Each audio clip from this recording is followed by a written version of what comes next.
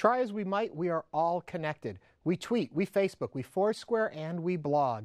And all along the way, we leave a trail to everything we think, feel, and everywhere we go. But there are other applications we are unaware of doing the same things. A few weeks back, Congress convened a panel to look at the hidden trackers that follow and store our movements without our even knowing about it. And what about the promise of these devices and applications giving us more time and more freedom? What is the future of these programs, products, and services? Tonight, a look at our ever-evolving online existence and how our handy little cell phones, tablets, and PDAs are changing our world. I'm Ernie Manous, and this is Houston 8.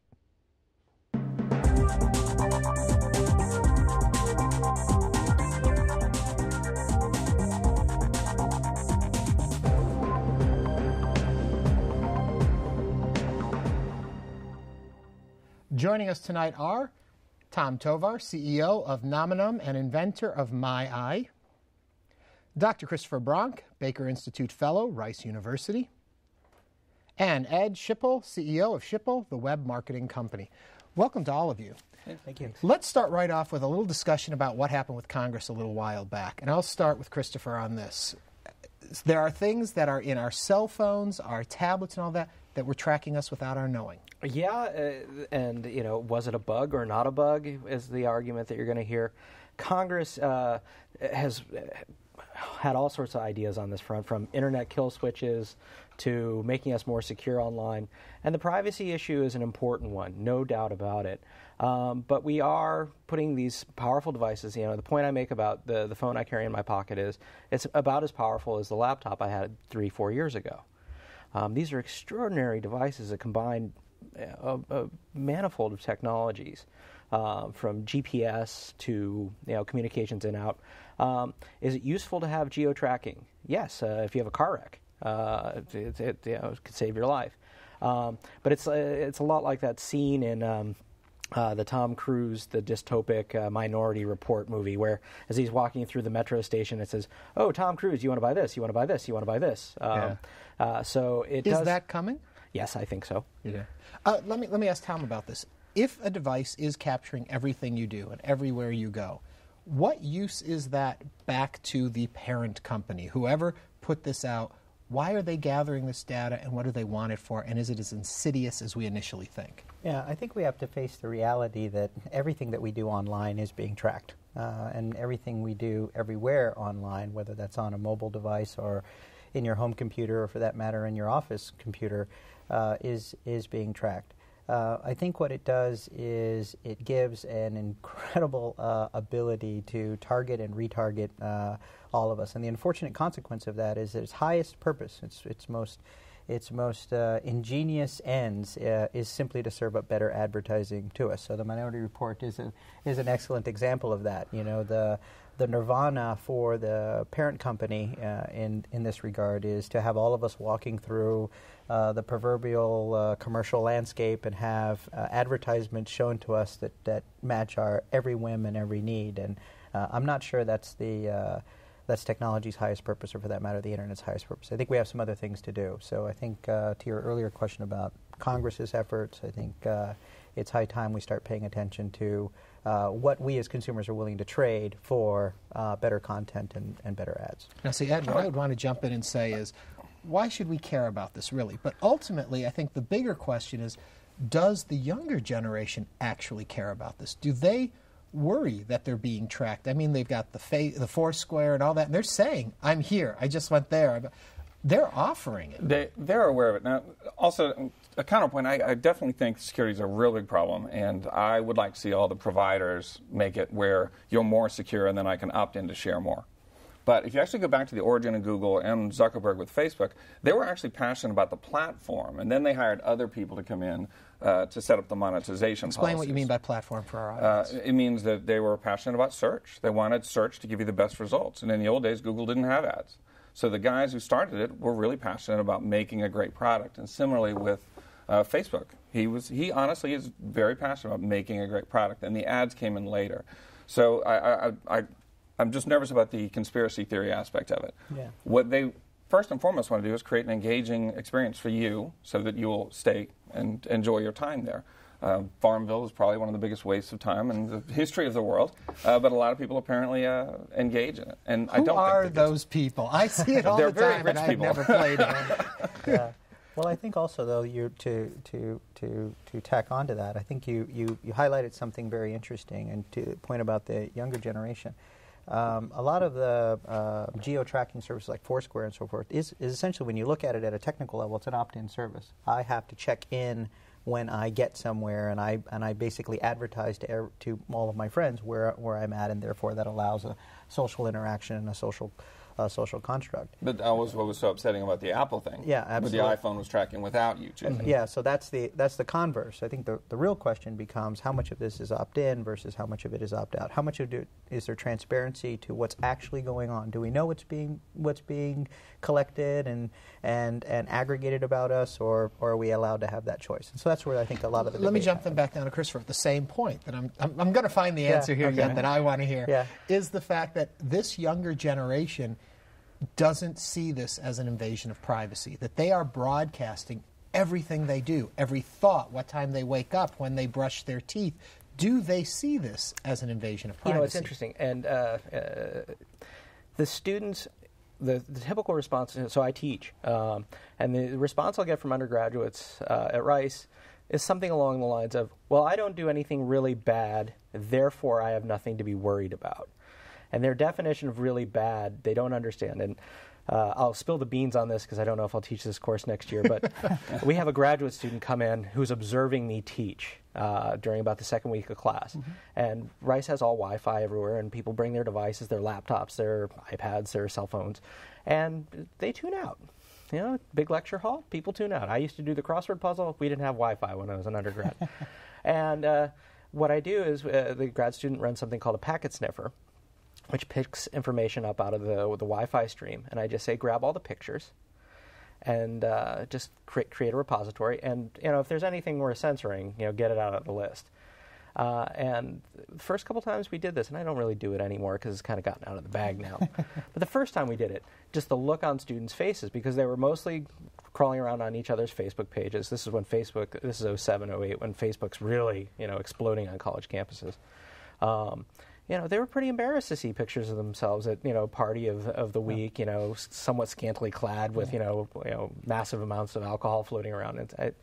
And for them it became, well, a prospective employer might not like this. Yeah. Mm-hmm. So it's a learning process. Let me ask you about the packet sniffer, though, that you're talking about.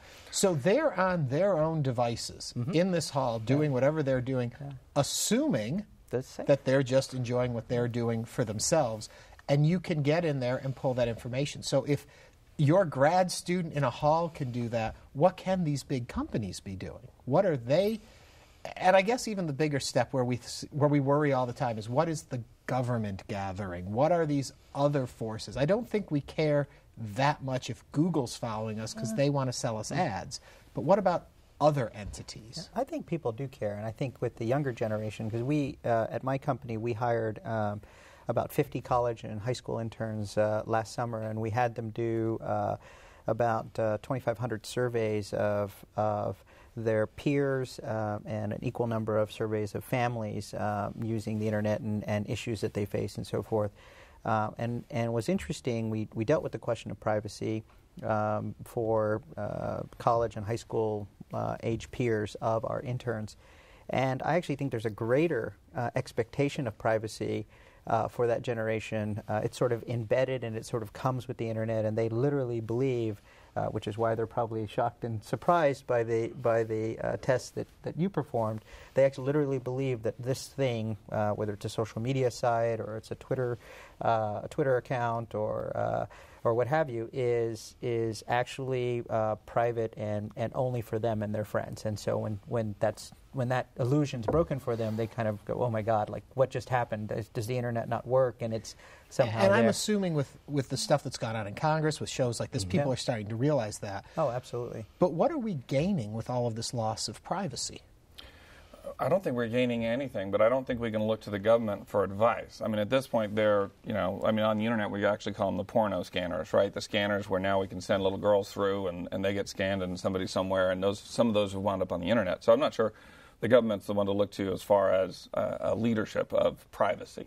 Now, there's another product called Firesheep, where in Firefox, if I'm in a coffee shop and you're on Facebook, I can just hijack your session if it's not encrypted. So what the kids are doing, though, is they are adapting. So they assume, in my opinion, that they don't have a lot of privacy. I understand that example. And they actually, it's almost like they're becoming code talkers. So you'll see somebody will post on their Facebook wall, "It was a good day today," in quotes. And then their mom will say, "Well, I'm glad you're having a good day." And then their friend will say, "Oh, my gosh, I'll call you. Is everything all right?" And the reason is because the first one was a lyric to a song. The mother didn't understand. So they're having conversations in plain sight that are literally specific to their generation. And that's why when they say they're not doing anything wrong, they're hiding it. Very, very cleverly, I might add. Mm-hmm. And so to the question of what do we gain by all this, I think, I think, and maybe the others can comment on this, is we have to look at the internet at a macroeconomic level and say to ourselves, all right, what have we created here? What we've actually created is a very efficient platform, to your point, for serving up ads and ad content. It's a very highly efficient platform for doing that. One of the challenges of that is that it presumes two things. It presumes access at all times and in all places. So there's no boundary to where we can get it or how much we have of it or and so forth. And it also presumes that as we do things, there are algorithms that will learn what we like and then serve up the best content for us. So this basic ad platform, whether it's algorithmic in nature in the context of Google, or whether it's social in nature in the context of Facebook, this particular platform is ultimately has some challenges because as we click on things, as you point out, we're creating a digital dossier, if you will, of what we do and who we are, and as we sit in front of the computer longer in order to do that, more information is given out to those companies to discern. The point that came out in a show we did a few months back, I would say, is that every search you've ever done in Google has been stored. They have from the very beginning. I think it might have been even you who told us that. They've got the data. Yeah. So, and I don't think that it's a complete net loss for us. Is there a death of privacy? Yeah, to some degree. If we want to go be Kaczynski and live out in a box somewhere in the wilderness, we're off the grid. I mean, fascinating with the capture of bin Laden, the only big house in the neighborhood who didn't have a connection to the internet. Boy. Right, and that should have been a flag. Yeah. Satellite dishes. He did have satellite dishes. Yeah. So you have this issue, though, that we are surrendering our privacy. But there are things about social. Twitter is an enormous medium for communicating en masse.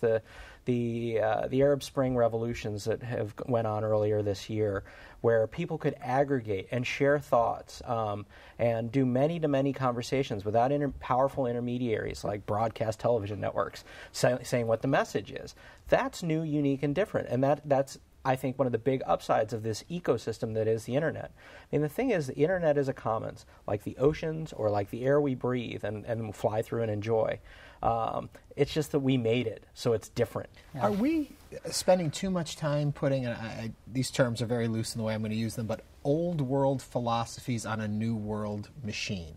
That we're looking at it from generations back, how we function as a people, instead of realizing, as you said, this is a new entity out there that is going to change the way we communicate, and fighting to try and tame that beast to fit what we believe, as opposed to us understanding what it can do and adapting to that power. Is that a right assumption? I would say yes. I mean, if we apply our worldview to the internet, it's the exact same as Plato's cave, where he's got the people looking at the wall and they think shadows of people behind them are reality, but they're not. And I think the digital natives are the ones that are evolving these things. We were talking about cell phones earlier, and throughout history we've always had money or access to money, but we've never had these communication devices. That's only about 10, 15 years old. We haven't evolved to them. And so I think what we're going to see with the kids is that they're leading the way in literally a new form of sociology. Are we spending too much time trying then to restrict this demon out there called the internet, as opposed to trying to live within what it does? Yeah, I don't think we're spending too much time on that. I think that we, as human beings, all of humanity needs time to adapt in any technological innovative age to the technology of the time. We happen to be blessed at my company with a couple of advisors. One of them is a gentleman named Professor John Palfrey from Harvard, who wrote a book called Born Digital, and another advisor named Will Powers, who wrote a book called Hamlet's BlackBerry. Both of these books sort of deal with in the context of Born Digital, the struggles of digital natives to understand and adapt to the technologies and the concepts of digital dossiers, and the fact that there's this living, breathing digital record of who you are and how to manage that. And in the context of Hamlet's BlackBerry, just how does a normal everyday family deal with the constant connectedness that's going on there? I think we all agree that you're absolutely right, that certainly with the advent of social media, there's a whole new realm of wonder and hope for what the internet could be and what it will be, particularly because now you have people that are socially collaborating to create that information, as opposed to algorithms and click streams and so forth. But at the same time, I think humans naturally have to wrestle with this technology. And so but it's changing the world. Unlike a microwave oven, which was a great invention when it came out and everyone had to have one. Yeah. The Popcorn's internet, important. The internet can topple governments. Yeah. It's the big. It's the biggest thing since the printing press, maybe. Yeah. So it is a completely unique, different, new information medium. The information that is being produced is overwhelming. Mm-hmm. And you made the point about worrying about the government. So there is all this information there. The business of intelligence has changed incredibly. The problem is there's so much information, human capacity to interpret it is overwhelmed. So we need algorithms to tell us what to read. Mm-hmm. The comment I made to a group of FBI folks a few weeks back was, does anyone have an inbox for their email that they find to be, manageable, light, easy? And the general, absolutely not. You see, thousands of messages being communicated to you, and it's getting the wheat from the chaff. And I think the one thing I worry about in all this mobile, internet, Twitter, soundbite ecosystem or information space is our capacity to pay attention and to construct larger projects, thoughts, ideas that require some real consistency of effort. And that is a problem, and I think that will be a problem globally as we do big science going forward and big engineering, is how do you stay focused on a project, build out something and don't just...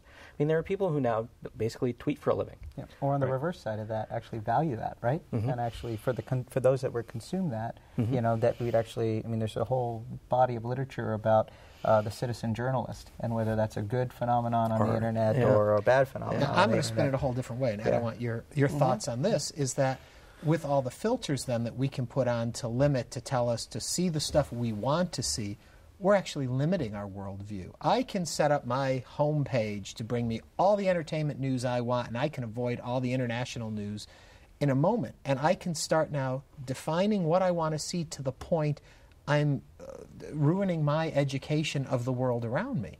But that's not specific to the internet. We have Fox News and CNN already. So if you want to feed yourself only what you want to hear. They can, but still there can be a mix of things coming in a very easy way. There are the old gatekeeper theories. And now we're becoming our own gatekeepers, and I'm worried a lot of people limit their worldview to what they're comfortable with to the point they don't have to see the rest of it. I would agree, but yes. But what Tom said about hope, I think that's also very interesting, because there's algorithms, as Chris was mentioning, that can filter it. But what is Facebook? It's humans filtering it for you.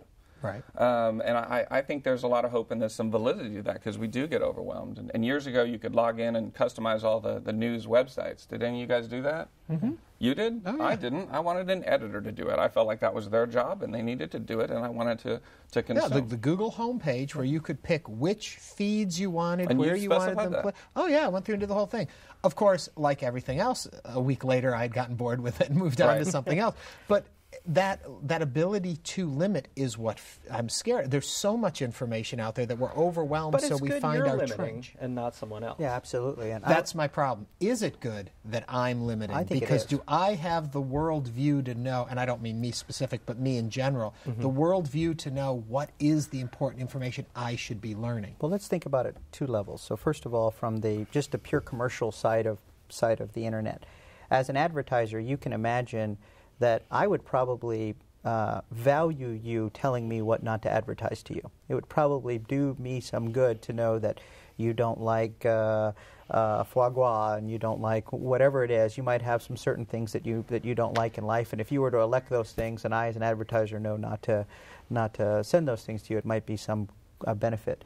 But now think about it in the context of a parent. Think about, and to your point about old world versus new world, whether it's old or new, there is a uniquely human construct to being able to raise your children the way you want to raise them and according to the belief systems and so forth that you have. And in that context, setting aside any of the other bad stuff that might happen on the internet, crossing porn at too early of an age or getting a virus that attacks your network or your computer, there's a large range in the middle about just how do we raise children in this increasingly connected age and maintain a common set of beliefs. Okay, so here I forth. go. I'm going back in again. Let's go. That seems to be my problem with it, is that we are spending a lot of time trying to figure out how to limit what's out there, how to fit into what we believe, as opposed to teaching our children how to handle what they'll encounter. Because I feel that in this day and age, we no longer can control what people are going to be exposed to. What we can control is how they react when exposed to it. We can teach them, train them, educate them how to handle this information that's coming at them, as opposed to trying to limit what's coming at them. Yes, but I would say that we are part of the problem, because the kids, in sociology, there's a civil society. And that civil society where we're existing now today, a lot of that's in Facebook.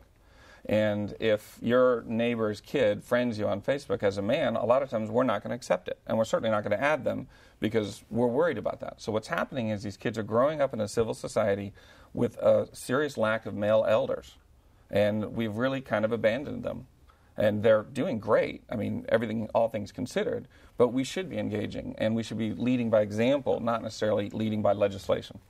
Christopher, you gave kind of a look over there. Well, and I don't know what this ends up being a sociological and psychological problem. I think there's the larger macro problem of dealing with information overload. When I went to college, if I wanted to write a paper on the Franco-Prussian War, there were this many books, and these were in German, I couldn't read those, and these were in French, and I could read them badly.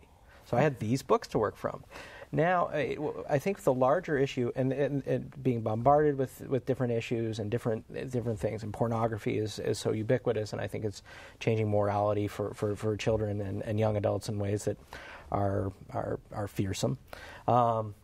Nonetheless, we just have to expect that over a multiple of generations that behavior is going to change. The thing that fascinates me now is there's this assumption that I think our generation gets it. We were given digital technologies to adopt when we were young people, and now we're older people, and we use these, and we have some understanding of how they work. What amazes me with the current generation of learners is when you say, "Oh, go get under the hood." They say, "Oh, what?" And it's like me getting under the hood of my car.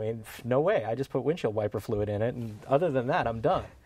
It's very similar. So the technology is now ubiquitous, and the people don't understand it, and it is the images and the other things that are coming to them. So it's not the tech itself, it's just all the information that can be delivered by the tech that's what we have to respond to now. And a reminder that just because it's on the internet doesn't mean it's true. I worry about an age of disinformation where someone can tweet something in a war zone, it goes around, and it turns out it was never true to begin with, and that's becoming more and more difficult. Well, I think there's a whole slew of problems sort of in this middle area, whether it's validity, whether it's overload, whether it's in the security context, you hear a lot of times about Trojan horses, things that look particularly innocent, but when you actually access them, bad things happen and so forth. I think ultimately where it seems like we might agree is that it is in the hands of the individual. It is in the hands of the individual. In the case of the parent, and over time perhaps the child, and I think you'd say the age of independence on the internet is getting younger and younger and younger these days. But you go back a few years, and the dominant technology when we were children was the telephone. And you think about how parents controlled the telephone. I didn't have my own telephone number. I don't know if you guys did when I was a child. And if you wanted to call another house, you had to call. You had to ask for permission. Can I speak to so and so and so forth. That control construct is out of the hands of the parents now. You know, we have schools in Maine, for example, that are going to give elementary students, iPads. You know, these are elementary students. They're going to issue them iPads, but $200,000 expenditure give them, for all these kids. Now think about that. You have grade school kids, and those have all their textbooks and stuff loaded on it. That's the purpose for it. More than likely does. But the age of it. So what that does is it brings the age of independence on the internet a lot lower. And so in that case, you ask yourself, as human beings, are we developmentally able to handle the things that we encounter on there, or do we need some help in that? And in my world, I would say that's the parent's responsibility, and not only the parent's responsibility, but the parent's opportunity, and they should have the tools and the mechanisms to be able to manage that in whatever way they see fit, because I'm going to give you the last 15 seconds. Yeah. Take us home. You have to educate the kids because they're going to go and find each other. Tethering is one of the biggest technology changes coming up, where with your cell phone you can get on devices and we won't be able to packet filter. But the exciting news is only 7% of the people in Egypt had access to the internet, but they were able to organize a revolution. And I think it's a very exciting time, and there's a lot of reasons to be hopeful, despite the concerns on the privacy. I think we'll overcome those. Well, I think this was a fascinating conversation. I hope all three of you will come back and join us again. Christopher, you've been here a few times. You'll come back. I'll come back. Yeah. All right, folks. Thank you very much for this. Thank you. Now, each week we invite you to visit our home online at HoustonPBS.org. Simply click on the local programs bar, pick Houston 8, and you can join our online community. Read about the guests, learn more about the topic, and even watch past episodes. If you have a question or comment for us here at Houston 8, feel free to email us at houston8@houstonpbs.org. That does it for us tonight. Until next time, I'm Ernie Manous. Thank you for joining us. Have a great week.